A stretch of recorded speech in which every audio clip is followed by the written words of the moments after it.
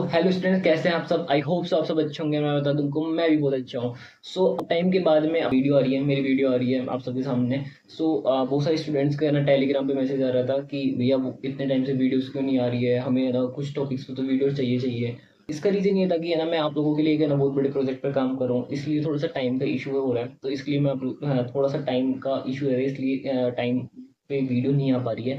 But हाँ, कुछ videos की बहुत ज़्यादा रिक्वायरमेंट थी कि भैया मतलब कि बहुत सारे मैसेज आ गए थे भैया इस वाली टॉपिक पे तो वीडियो वीडियो चाहिए ही चाहिए। उसमें से वन ऑफ देम की है ना 100 बाय 100 स्ट्रेटेजी की वीडियो हमें चाहिए। ठीक है, तो मैंने वो वीडियो फाइनली आज आप सब के सामने है। और है ना एक दो टॉपिक्स हो रहा हूँ, उन पर भी आप सबको बहुत ज़्यादा वीडियो चाहिए थी, सबकी डिमांड थी। तो वो भी आप सबके सामने है ना कुछ टाइम के अंदर आ जाएगी। आज मैं रिकॉर्ड कर दूंगा, बट एडिटिंग के कारण है ना कुछ टाइम के बाद में आप सबके सामने वो वीडियो भी आ जाएगी, तो आप सब उससे बेनिफिट ले सकते हैं। तो फाइनली क्लास 12 के अंदर जो भी स्टूडेंट्स हैं उनके लिए ये वीडियो होने वाली है कि किस तरीके से है ना वो 100 बाय 100 का स्कोर कर सकते हैं। तो फाइनली क्लास 12 के अंदर जो भी ये जो सेशन चल रहा है 2024 का 25 का, तो इसके अंदर आप कैसे ना जो आपकी जो सब्जेक्ट्स है कॉमर्स स्ट्रीम के अंदर, उसके अंदर आप ना क्लास 12 के अंदर बोर्ड एग्जाम देंगे, सीबीएसई बोर्ड एग्जाम्स के अंदर कैसे आप 100 बाय 100 स्टडी मार्क्स लेके आ सकते हैं, उसके रिगार्डिंग आज मैं सारी चीज़ें ना अच्छे से बताने वाला हूँ। तो इस वीडियो को अच्छे से देखना, अच्छी लगी तो अपने फ्रेंड्स को भी शेयर करना, बहुत इंपॉर्टेंट वीडियो होने वाली है। ठीक है, तो मेजरली अपने पास में जो कॉमर्स की जो कोर सब्जेक्ट्स होती है ना वो 3 सब्जेक्ट्स होती है। इकोनॉमिक्स हो गई, अकाउंटेंसी हो गई और बिजनेस स्टडी हो गई, राइट। 3 मेन सब्जेक्ट होते हैं, economics, accountancy and business study. Subject wise देखेंगे कि हमें किस तरीके से प्रिपरेशन रखनी चाहिए, किस तरीके से प्रिपरेशन नहीं रखनी चाहिए, या क्या क्या पॉइंट करने चाहिए, क्या क्या पॉइंट नहीं करने चाहिए, वो सारी चीज़ें मैं आपको बताऊंगा। तो जिससे कि क्या आपके जो मार्क्स हैं, जो आने वाले आपके जो मार्क्स हैं बोर्ड के अंदर, वो इंक्रीज का आने का हो सके। तो फर्स्ट आता है अपने पास में अकाउंटेंसी। ठीक है, अकाउंटेंसी। तो अकाउंटेंसी क्या होता है कि आपने ये देखा होगा, आप अकाउंटेंसी पढ़ रहे हैं इतने टाइम से, तो उसके अंदर क्या है 90% प्रैक्टिकल सब्जेक्ट है। उस 90% प्रैक्टिकल क्वेश्चन आते हैं आपके पास में, जो न्यूमेरिकल्स टाइप के अंदर थोड़ा बहुत पार्ट आता है थ्योरी का। तो ठीक है, अब इसके अंदर अपने क्या क्या चीजें ध्यान रखनी चाहिए। तो पहला पॉइंट तो हमारे पास में ये आता है ना, फॉर्मेट्स लर्न होने चाहिए। किसके फॉर्मेट लर्न होने चाहिए? हमारे जो भी अकाउंट्स होते हैं ना, जितने भी अकाउंट्स दे रखे होंगे आपके पास में, जैसे कि रिवैल्यूएशन अकाउंट हो गया, रियलाइजेशन अकाउंट हो गया, ठीक, ये जो सारे फॉर्मेट्स है ना, इनके फॉर्मेट लर्न होने चाहिए कि क्या डेबिट में है, क्या क्रेडिट में है, क्या प्लस करना है, क्या माइनस करना है। तो ये सारी यदि चीजें याद है तो आपको ये हेल्प करेगा खाना का। जैसे कि एग्जाम्पल के लिए मैं बता दूं आपको, जैसे कि एग्जाम्पल होता है, एग्जाम्पल के लिए मैं बता दूं, जैसे रिवैल्यूएशन अकाउंट है। ठीक है, रिवैल्यूएशन अकाउंट। अब रिवैल्यूएशन अकाउंट के अंदर क्या होता है कि डेबिट साइड होता है। ठीक है, डेबिट साइड हो गया, और ये क्रेडिट साइड हो गया। तो असेट की वैल्यू यदि कम हो जाएगी तो वो डेबिट साइड में आ जाएगा, और यदि लाइबिलिटीज की वैल्यू इंक्रीज हो गई तो वो डेबिट साइड। असेट की वैल्यू यदि इंक्रीज होती है तो क्रेडिट साइड। ठीक है, लाइबिलिटी की वैल्यू कम होती है तो वो क्रेडिट साइड। तो इस तरीके से आपको ना फॉर्मेट लर्न होना, जैसे कैश फ्लो होता है, कैश फ्लो स्टेटमेंट में जब बनाते हैं अपन, कैश फ्लो जब स्टेटमेंट बनाते हैं तो सबसे पहले हमें नेट प्रॉफिट निकालना पड़ता है, उसके बाद हम उसको फॉर्मेट में ना सबसे पहले डालते हैं, फिर उसके बाद में हम ऑपरेटिंग एक्टिविटी निकालते हैं, उसके बाद में इन्वेस्टिंग एक्टिविटी निकलती है, फिर फाइनेंसिंग एक्टिविटी होती है, फिर उसके बाद में कैश एंड कैश इक्विवेलेंट लेते हैं। तो फॉर्मेट्स होते हैं, जितने भी फॉर्मेट है आपको उनका फॉर्मेट लर्न करना पड़ेगा। ठीक है, नेक्स्ट थिंग आती है हमारे पास में, पहले तो सबसे पहले फॉर्मेट लर्न कर लो, उसके बाद में थे more and more adjustment practice. More and more adjustment practice, जितनी भी आप ज्यादा प्रैक्टिस करोगे एडजस्टमेंट की, वो आपको खाना का हेल्प करेगा। जैसे कि आपको मैं बताता हूँ, एक एग्जांपल देता हूँ कि आपके पास में कोई भी है ना मशीनरी थी। ठीक है, मशीनरी की वैल्यू इंक्रीज हो गई, या मशीनरी की वैल्यू ओवर वैल्यूड दे दी 20%। 20%। ठीक है, अब इसका आपको रिवैल्यूएशन अकाउंट के अंदर इसका इफेक्ट जाएगा। क्या इफेक्ट जाएगा कि ओवर वैल्यूड दे रखी है, तो सीधी सी बात है ओवर वैल्यूड है तो हमको इसकी वैल्यू क्या करनी पड़ेगी, कम करनी पड़ेगी। तो मशीनरी क्या है, असेट है, तो मशीनरी की यदि असेट की वैल्यू कम होती है तो मैंने अभी भी बताया था डेबिट साइड में जाती है, तो उसकी वैल्यू हमें डेबिट साइड में करनी पड़ेगी। और एक और एग्जाम्पल दे देता हूँ, जैसे कि मान लो एक कंपनी है, एबीसी कंपनी। ठीक है, एबीसी कंपनी ने क्या कर दिया, शेयर्स इशू कर दिए, शेयर्स इशू कर दिए इन कैश, इन कैश। अब इसका क्या इफेक्ट होगा, तो इसका क्या इफेक्ट होगा, जैसे कि आपने ना बैलेंस शीट पढ़ी होगी, तो ये जो बैलेंस शीट होती है इसमें फर्स्ट हेड आता है अपने पास में इक्विटी एंड लाइबिलिटी का। ठीक है, इक्विटी एंड लाइबिलिटी, उसके अंदर क्या होता है, उसके अंदर आता है फर्स्ट पॉइंट आता है शेयर होल्डर फंड्स। ठीक है, शेयर होल्डर फंड के अंदर हमारे पास में फर्स्ट पॉइंट आता है शेयर कैपिटल। ठीक है, शेयर कैपिटल।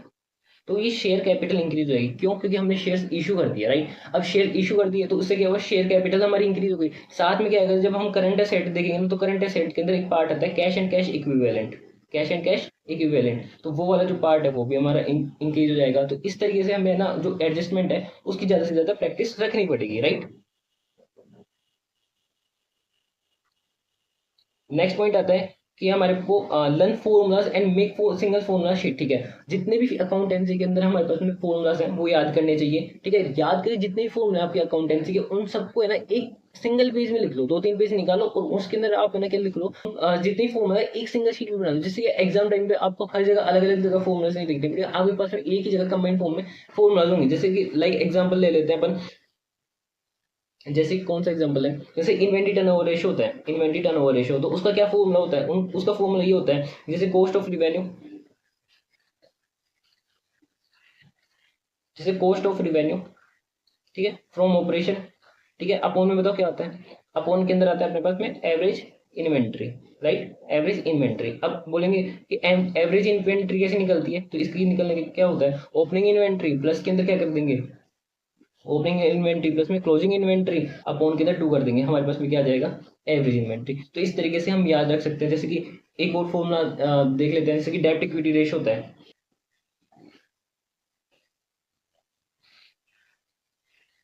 डेब्ट इक्विटी रेशियो। ठीक है, डेब्ट इक्विटी रेशियो, तो डेब्ट इक्विटी रेशियो कैसे निकलता है, डेब्ट अपॉन के अंदर इक्विटी। ठीक है, इस तरह के जितने भी फॉर्मूले हैं ना वो सारे आप एक जगह पे रखो, एक जगह पे आप पहले कंबाइंडली 1-2 पेज निकालो नोटबुक के, उसमें जितने भी फॉर्मूला अकाउंटेंसी वो सारे आप लिख लो एक जगह, तो उससे क्या होगा, आपके पास जितने फॉर्मूले ना वो एक कंबाइंड फॉर्म में जाएंगे। ठीक है, तो इस तरीके से करते हो तो ये आपको एग्जाम में हेल्प करेगा। ठीक है, नेक्स्ट आता है don't ignore the theory part. हाँ, अकाउंटेंसी के अंदर है ना थोड़ा सा थ्योरी पार्ट है, यदि आपको 100/100 चाहिए ना तो आपको थ्योरी पार्ट भी करना पड़ेगा। ठीक है, थ्योरी पार्ट भी है ना वो करना पड़ेगा। जैसे कि आपको मैं बताता हूँ थ्योरी पार्ट के अंदर, हाँ, जैसे कि सेक्शन है ना 22 of company, section 52 of company act है, वो क्या कहता है कि जो आपके पास में जो एसपीआर होता है, सिक्योरिटी प्रीमियम रिजर्व, ठीक है, जिसको आप सिक्योरिटी प्रीमियम बोलते हो अब फिलहाल के अंदर, उसके 5 यूटिलाइजेशन होता है, 5 यूजेस होता है। ठीक है, उसको कहाँ कहाँ भी यूज कर सकते हो, उसके 5 यूजेस है, तो वो आप याद कर लो। ठीक है, और साथ में जैसे कि पार्टनरशिप डीड यदि आपकी साइलेंट है, पार्टनरशिप पार्टनरशिप डीड है वो आपकी साइलेंट है, मतलब कुछ नहीं कह रही, अपने पार्टनर्स थे उन्होंने पार्टनरशिप डीड ही नहीं बनाई, तो फिर हमारे पास में क्या क्या कंडीशन एप्लीकेबल होगी। जैसे कि पार्टनर है वो फर्म को लोन दे देता है, तो उसको 6% पर एनम के हिसाब से इंटरेस्ट मिलेगा। ठीक है, इंटरेस्ट लोन मिलेगा, तो इस हिसाब से जो भी कंडीशन होती है, तो इस तरह कुछ जो थ्योरी पार्ट्स हैं जो कि आपकी बुक्स के अंदर दे रखे होंगे, डिफरेंट डिफरेंट बुक्स के अंदर, वो भी आपको देखने पड़ेंगे, उसके कारण ही आपको 100/100 मिलेंगे। अदरवाइज आपको प्लान है कि मेरे को सिर्फ 90 चाहिए, तब फिर थ्योरी पार्ट को रहने देना, बट आपको इफ यू वांट कि आपको मोर देन 95% चाहिए, 100/100 चाहिए, तो आपको थ्योरी पार्ट भी करना पड़ेगा। तो आप अकाउंटेंसी के अंदर चाहिए 4 पॉइंट ध्यान रख सकते हो, कौन कौन से, एक आपको तो फॉर्मेट लर्न करने पड़ेंगे, जितने भी आपके अकाउंट है उनका फॉर्मेट लर्न करना पड़ेगा, क्या डेबिट में आता है, क्या है ना क्रेडिट में आता है, कौन सा क्या चीज़ें प्लस होंगी, क्या चीज़ें मतलब कि माइनस होंगी।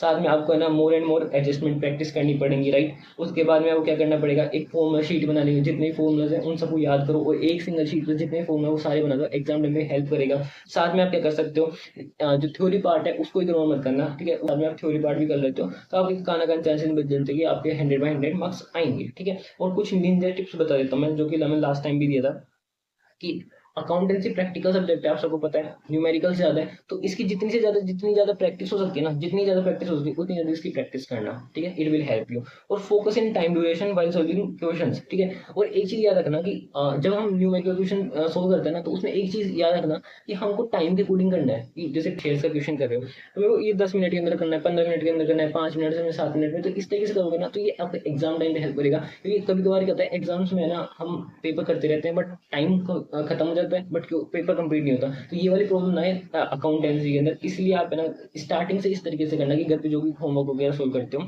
तो इस तरीके से करना कि आपका ना टाइमर लगा दिया कि हमें को 10 मिनट में करना है, फिर जैसे धीरे धीरे इंक्रीज करोगे, मतलब धीरे धीरे आपका एफर्ट्स इंक्रीज करोगे, थोड़ी राइटिंग प्रैक्टिस इंक्रीज होगी, तो it will help you in accountancy. तो आप अकाउंटेंसी के अंदर ये सारी चीजें कर सकते हैं। तो इसके अंदर अपन कैसे 100/100 स्कोर कर सकते हैं, तो वो अब अपन इसके अंदर देखते हैं। ठीक है, तो इकोनॉमिक्स भी अपने पास में मेन सब्जेक्ट में आते हैं एज ए कॉमर्स स्टूडेंट। ठीक है, तो इसके अंदर जो बुक्स जो अवेलेबल है ना मार्केट के अंदर, वो कुछ तो ठीक है, मैंने देखे थे इसके अंदर कंसेप्ट कुछ है ना अच्छे से एक्सप्लेन कर रखे हैं, बट कुछ बुक्स है ना वो अच्छे से, मतलब कि उसके अंदर कुछ है ना जो एक्सप्लेनेशन है वो अच्छे से नहीं है, कंसेप्ट को जिस तरीके से बताना चाहिए ना उस तरीके से नहीं बता रखा है। तो जो भी बुक्स से पढ़ रहे हो ना, तो उससे किसी से ना रेफरेंस ले लेंगे, ये बुक्स कैसी है, उसके अंदर क्या अंडरस्टैंडिंग दे रखी है ना कंसेप्ट की, जिससे कि आप जो भी बुक्स पढ़े वो अच्छी बुक्स पढ़े, जिससे कि आपके जो कंसेप्ट है इकोनॉमिक्स के वो अच्छे से क्लियर हो। कुछ टाइम के बाद मैंने इससे रिगार्डिंग एक सरप्राइज भी है आप लोगों से रिलेटेड, इकोनॉमिक्स के बुक से रिलेटेड, तो मे बी वो आप सबके लिए भी हेल्पफुल रहेगा।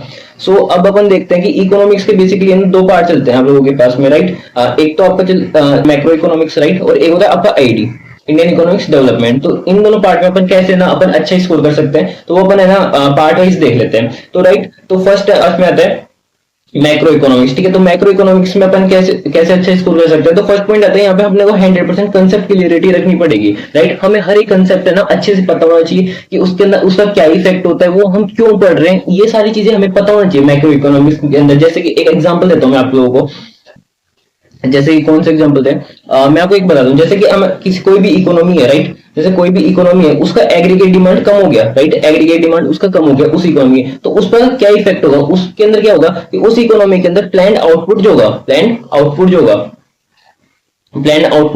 वो भी क्या हो जाएगा, कम हो जाएगा। अब प्लान आउटपुट का ही दूसरा नाम क्या होता है, सरल भाषा में अपन ये बोल सकते हैं कि वो उस कंट्री का प्रोडक्शन कम हो जाएगा, राइट। अब किसी भी इकोनॉमी का यदि प्रोडक्शन कम हो गया तो उसका क्या इफेक्ट होगा, उससे क्या होगा, एम्प्लॉयमेंट कम हो जाएगा, राइट। एम्प्लॉयमेंट जो होता है किसी भी कंट्री के अंदर वो कम हो जाएगा। अब किसी भी इकोनॉमी के अंदर एम्प्लॉयमेंट कम हो गया तो उसका इफेक्ट किस पे आएगा कि उस कंट्री की तो जीडीपी कम हो जाएगी, राइट। किसी भी इकोनॉमी के अंदर एम्प्लॉयमेंट कम हो गया तो उसका इफेक्ट आएगा कि उस इकोनॉमी की जीडीपी कम हो जाएगी, और किसी इकोनॉमी की यदि जीडीपी कम हो गई तो उसी इकोनॉमी की क्या एग्रीगेट डिमांड क्या रहेगी, कम होगा। तो इस तरीके से क्या होगा, ये सर्किल भी कंटिन्यू होता रहेगा। तो इस तरीके के ना सिनेरियो के अंदर क्या होता है, एक इकोनॉमी ना ट्रैप में फंस जाती है, उसी ट्रैप को अपन बोलते हैं लो लेवल इक्विलिब्रियम ट्रैप, और उसका दूसरा नाम क्या होता है, इन्फ्लेशनरी स्पाइरल, उसका दूसरा नाम होता है। तो इस तरीके से आपको ना हर एक कंसेप्ट है ना वो 100% क्लियरिटी रहनी चाहिए, जिससे कि आपको पता हो कि हम ये कंसेप्ट क्यों पढ़ रहे हैं और उसका क्या रिलीवेंस है। तो आपको मैक्रो इकोनॉमिक्स में हर एक कंसेप्ट अच्छे से पता होना चाहिए, राइट। सेकंड पॉइंट आता है अपने पास में best numerical practice, right. Best के अंदर क्या होता है कि हमारे इकोनॉमिक्स के अंदर आपके पास में है ना बहुत सारे है ना आपको प्रैक्टिकल क्वेश्चन भी मिलेंगे जो न्यूमेरिकल है, तो वो भी आपको अच्छे से करना पड़ेगा। जैसे कि अपन जैसे मेजरली नेशनल इनकम की जो यूनिट है, राइट, तो नेशनल इनकम की जो यूनिट है उसके अंदर से बहुत सारे क्या आते हैं, न्यूमेरिकल क्वेश्चन आते हैं, ठीक है। अच्छे मार्क्स के क्वेश्चन आते हैं बोर्ड एग्जाम में, तो वो आपको अच्छे से पता होना चाहिए कि है ना वो कैसे सोल्व होते हैं। उनके अंदर 3 मेथड होते हैं, आपको पता होगा, इनकम मेथड होता है, एक्सपेंडिचर मेथड होता है, और एक वैल्यूएटेड मेथड होता है। तो इस तरीके से, और एक एडीएस यूनिट भी होती है, उसके अंदर भी कुछ है ना जो न्यूमेरिकल वाला पार्ट है। तो उस तरीके के जो न्यूमेरिकल पार्ट है वो भी आप अपना स्ट्रॉन्ग रख सकते हैं, जिससे कि आपकी जो मैक्रो इकोनॉमिक्स है ना उसमें आप अच्छा स्कोर कर सकें।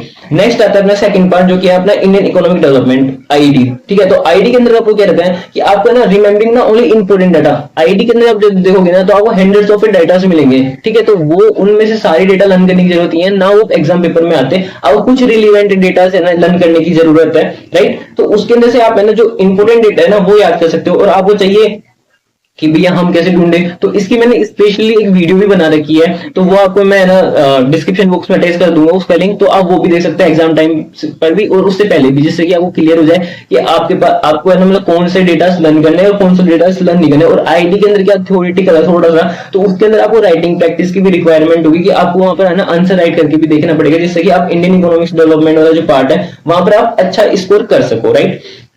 और ओवरऑल यदि मैं देखूं तो इकोनॉमिक्स के अंदर आपको कुछ निंजा टिप्स होंगी, तो वो मैं आपको बताता हूं। जैसे कि है ना पॉइंट रिमेंबर, राइट। तो आपको ना हर एक टॉपिक के मतलब कि हर एक टॉपिक के तो नहीं बट मोस्ट ऑफ टॉपिक के ना वो पॉइंट्स में आंसर आना चाहिए। जैसे कि एक एग्जांपल ले लेते हैं कि सेंट्रल बैंक है, सेंट्रल बैंक के फंक्शंस क्या होते हैं, तो आपको पता होना चाहिए कि सेंट्रल बैंक होता है उसका फंक्शन क्या होता है, इशूइंग नोट्स होता है, लेंडर ऑफ लास्ट रिसोर्ट होता है, क्लियरिंग हाउस फैसिलिटी प्रोवाइड करता है, कस्टोडियन ऑफ फॉरेन एक्सचेंज होता है। इस तरीके के बहुत सारे इसका फंक्शंस होते हैं। तो आपको यदि इस तरीके से पॉइंट वाइज कोई भी टॉपिक आपको पॉइंट वाइज लर्न है तो ये आपको हेल्प करेगा आपकी आंसर राइटिंग के अंदर। और यहाँ पर ना आपको स्ट्रॉन्ग राइटिंग प्रैक्टिस रखनी पड़ेगी, क्योंकि यहाँ पर जो इकोनॉमिक्स का जो पेपर आता है ना बोर्ड के अंदर वो बहुत अच्छे लेवल का बनता है। अब जो बन रहा है पहले के कंपेरिजन में अब जो इकोनॉमिक्स का जो पेपर बनता है बहुत अच्छे लेवल का बनता है। तो यहाँ पर आपको है ना कंसेप्ट क्लियरिटी के साथ में आपकी राइटिंग प्रैक्टिस है ना वो भी आपकी अच्छी होनी चाहिए, राइट। और यहाँ पर आप है ना योर कंक्लूजन, देखो ये वाला पॉइंट मैंने किसी के अंदर भी ऐड नहीं किया भाई, इकोनॉमिक्स में है। क्यों, आप कोई भी कंसेप्ट हो उसके बारे में खुद है ना उसके बारे में थिंकिंग करा करो कि मेरा कंक्लूजन क्या होना चाहिए, ये चीज क्यों सही है क्यों गलत है।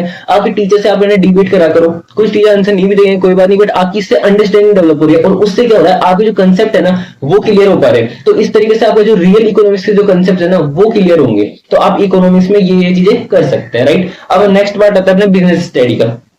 तो बिजनेस स्टडी के बारे में ना सब ये बोलते हैं कि बिजनेस स्टडी ना थ्योरेटिकल सब्जेक्ट है, बिजनेस स्टडी कैसी सब्जेक्ट है, थ्योरेटिकल सब्जेक्ट है। बट मैं ये बोलता हूँ बिजनेस स्टडी ना सिर्फ थ्योरेटिकल सब्जेक्ट नहीं है, business study conceptual theoretical subject है, और जो कि पढ़ना है ना बहुत इंपॉर्टेंट रहता है बेसिक अंडरस्टैंडिंग के लिए भी और बिजनेस के अंदर कॉमन सेंस के लिए भी, और उससे भी ज्यादा कॉमर्स सेंस के लिए भी, राइट।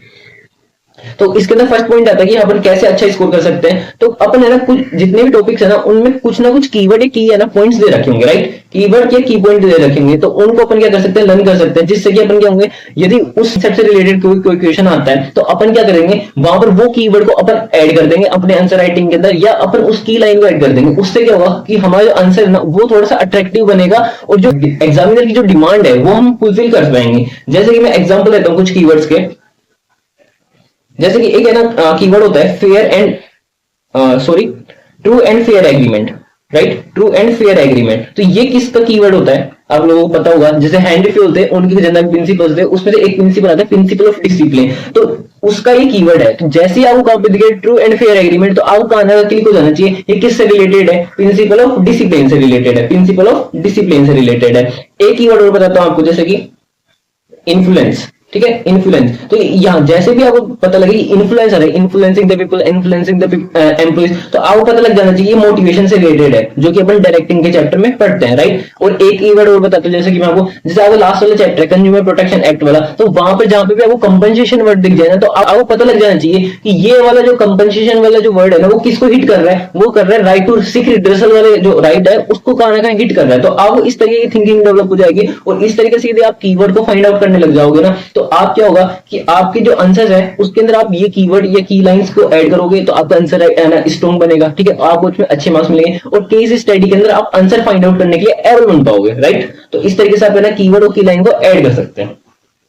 नेक्स्ट पॉइंट आता है अपने पास में कि अपन बिजनेस स्टडी के अंदर 100% क्लियरिटी रखें, कंसेप्ट क्लियरिटी आपको अच्छी रखनी पड़ेगी। कॉमर्स के अंदर किसी भी सब्जेक्ट के अंदर आपको ना इस तरीके से चलते हो कि आप रेटाफिकेशन कर लेते हो और है ना आपकी कंसेप्ट क्लियरिटी नहीं है, तो ऐसे काम नहीं चलेगा। आपको ना जो कंसेप्ट क्लियरिटी है ना वो तो तीनों सब्जेक्ट में अच्छी रखनी पड़ेगी। जैसे कि बिजनेस स्टडी के अंदर मैं बताता हूँ, कोई भी एक एग्जाम्पल ले लेते हैं, जैसे कि हाँ टैक्स, जैसे किसी भी इकोनॉमी के अंदर किसी भी ईयर है ना टैक्स यदि ज्यादा आ रहा है, मतलब टैक्स रेट ज्यादा है किसी भी इकोनॉमी में, तो उस टाइम हमें इक्विटी प्रीफर करनी चाहिए या डेब्ट प्रीफर करनी चाहिए। उस टाइम हमें क्या प्रीफर करना चाहिए, डेब्ट प्रीफर करना चाहिए। क्यों, क्योंकि इक्विटी पे हमें क्या मिलता है, डिविडेंड, और डिविडेंड पर क्या लग जाता है, इनडायरेक्टली टैक्स लग जाता है। तो ज्यादा टैक्स लगेगा तो हमारे पास अल्टीमेटली जो इनकम आएगी वो बहुत कम आएगी, राइट। तो इसके कारण हमें जब जिस भी ईयर के अंदर इकोनॉमी के अंदर टैक्स रेट यदि ज्यादा जा रही है तो हमें ना इक्विटी की जगह डेब्ट को ले लेना चाहिए हमारे कैपिटल स्ट्रक्चर के लिए, हमारे ऑर्गेनाइजेशन के अंदर, ठीक है। और फिर यदि और टैक्स रेट किसी ईयर कम है तो फिर उस टाइम पे हमें क्या प्रीफर करना चाहिए, इक्विटी या डेब्ट। उस टाइम हमें क्या करना चाहिए, इक्विटी करना चाहिए। क्यों, क्योंकि कम जो डिविडेंड आएगा उस पर कम टैक्स लगे तो हमारे पास ज्यादा इनकम आएगी, और उसके कंपेरिजन में जो हमारी इंटरेस्ट और बोरिंग्स होती है वो हमारा ज्यादा रहेगा। इसलिए हमें टैक्स रेट यदि कम हो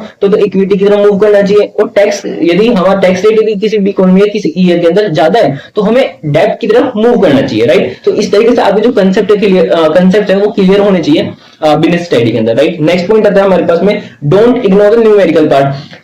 पूरी बिजनेस स्टडी के अंदर है ना वैसे तो कंसेप्ट थ्योरेटिकल है पूरी, बट एक चैप्टर है चैप्टर नंबर 9 फाइनेंशियल मैनेजमेंट, वहां पर सिर्फ एक कंसेप्ट है पूरी बुक के अंदर, कोई भी न्यूमेरिकल नहीं है, एक ही जो न्यूमेरिकल कंसेप्ट है वो आपको अच्छे से करना पड़ेगा क्योंकि वो बहुत इंपॉर्टेंट है, ठीक है। उसके क्वेश्चंस भी आते हैं एग्जाम्स के अंदर, तो वो आपको इंपॉर्टेंट रहता है। मैं आपको थोड़ा सा इसका इंट्रो भी दे देता हूँ। जैसे रेट ऑफ रिटर्न यदि ज्यादा है, रेट ऑफ रिटर्न ज्यादा है किससे, रेट ऑफ इंटरेस्ट से, रेट ऑफ रिटर्न ज्यादा है रेट ऑफ इंटरेस्ट से, तो हमें क्या करना चाहिए, तो यदि हम डेब्ट को यदि इंक्रीज करते हैं, यदि हम डेब्ट को इंक्रीज करते हैं, ठीक है, तो क्या होता है ईपीएस, अर्निंग पर जो शेयर होता है वो हमारा इंक्रीज हो जाता है। और यदि हम डेब्ट को कम करते हैं हमारी और बिजनेस ऑर्गेनाइजेशन के अंदर, तो क्या होता है ईपीएस होता है ना वो क्या कम हो जाता है, राइट। तो इस तरीके से रहता है। और नेक्स्ट इसका opposite case, rate of return यदि कम है, रेट ऑफ रिटर्न कम है किससे, रेट ऑफ इंटरेस्ट से, तो हम क्या करते हैं, यदि हम डेब्ट को इंक्रीज करेंगे, डेब्ट को यदि हम इंक्रीज करेंगे तो हमारा जो ईपीएस है ना वो क्या होगा, कम होगा, राइट। और यदि हम डेब्ट को बढ़ाएंगे, डेब्ट को कम करेंगे तो क्या होगा, ईपीएस ज्यादा होगा। तो यहां पर तो क्या है, यहां पर तो हमारे पास में पॉजिटिव रिलेशन है और यहां पर क्या है, नेगेटिव रिलेशन है, राइट, नेगेटिव रिलेशन है। तो कंसेप्ट ने डिटेल के अंदर एक्सप्लेन कर रखा है आपकी बुक के अंदर, आपको वो कंसेप्ट ना अच्छे से आना चाहिए, इंपॉर्टेंट है। और यदि आपको इसका डिटेल वर्किंग चाहिए कि भैया डेब्ट को इंक्रीज करने से इक्विटी ईपीएस क्यों इंक्रीज हो रहा है, क्यों कम हो रहा है, तो ये सारा है ना मैंने एक वीडियो बना रखी है, मैं उसका भी है ना डिस्क्रिप्शन बॉक्स में ना वीडियो का लिंक अटैच कर दूंगा, तो वहां पर आप जाके ये इस कंसेप्ट को डिटेल के अंदर पढ़ सकते हैं और ये इस कंसेप्ट को क्लियर कर सकते हैं। तो इस तरीके से आपने बिजनेस स्टडी का जो पार्ट है पूरा कंप्लीट उसको स्ट्रॉन्ग कर सकते हैं और उसके अंदर आप अच्छा स्कोर कर सकते हैं। और लास्ट में आते हैं आपकी बिजनेस स्टडी की निंजा टिप्स। तो निंजा टिप्स ये है कि आपको ना लाइन बाय लाइन है ना बुक की रीडिंग करनी पड़ेगी। क्यों करनी पड़ेगी? क्योंकि आपको बिजनेस स्टडी के अंदर न्यूमेरिकल पार्ट तो कम है, तो वहां पे आपको आंसर लिखने पड़ेंगे। तो बिजनेस स्टडी के अंदर जब आप लाइन बाय लाइन स्टडी करोगे तो आपको ना हर कंसेप्ट की रियलिटी पता लगेगी एंड डीपनेस पता लगेगी कि ये कंसेप्ट क्या रिलेटेड है, इससे क्या रिलेटेड है। तो आप जब कंसेप्ट आपका डिटेल के अंदर है ना क्लियर हो जाएगा आपके माइंड के अंदर, तभी ही आप है ना उस कंसेप्ट के रिगार्डिंग है ना कुछ चीजें लिख पाओगे, राइट। तो इस तरीके से आप है ना बिजनेस स्टडी के अंदर है ना लाइन बाय लाइन स्टडी कर सकते हैं। और कैलकुलेशन तो है नहीं, तो इसके कारण आप क्या करोगे, आपको थ्योरेटिकल आंसर लिखने पड़ेंगे। तो वहां पर आपको ना अच्छी आंसर राइटिंग की प्रैक्टिस की रिक्वायरमेंट है, क्योंकि वहां पर आपको आपका जो आंसर होगा वो आपको और अच्छा दिखाना पड़ेगा। क्योंकि जब भी आपका आंसर है ना सबसे थोड़ा सा डिफरेंट होगा तो आपकी पॉसिबिलिटी रहेगी कि आपको फुल में से फुल मार्क्स मिले। तो यहाँ पर भी क्या है, more and more writing practice, ठीक है, more and more answer writing practice आपको करनी पड़ेगी, तब जाकर आपका इकोनॉमिक्स का part strong, sorry business study का जो पार्ट है वो स्ट्रॉन्ग होगा। तो ये सारी आप जो टिप्स मैंने बताई ये आप ड्यूरिंग द प्रिपरेशन ईयर आप फॉलो कर सकते हैं। इसके रिगार्डिंग आपको कोई भी दिक्कत है, किसी भी कंसेप्ट के अंदर कोई भी प्रॉब्लम आती है तो आप मेरे को है ना मैसेज कर सकते हैं, टेलीग्राम ग्रुप में ज्वाइन हो सकते हैं, ठीक है। किसी भी रिगार्डिंग आपको वीडियो चाहिए तो आप मेरे को बता सकते हैं। कोई भी डाउट आ रहा है किसी भी सब्जेक्ट के अंदर तो आप मेरे को बता सकते हैं, मैं डेफिनेटली उसका आंसर दे दूंगा। Thank you so much.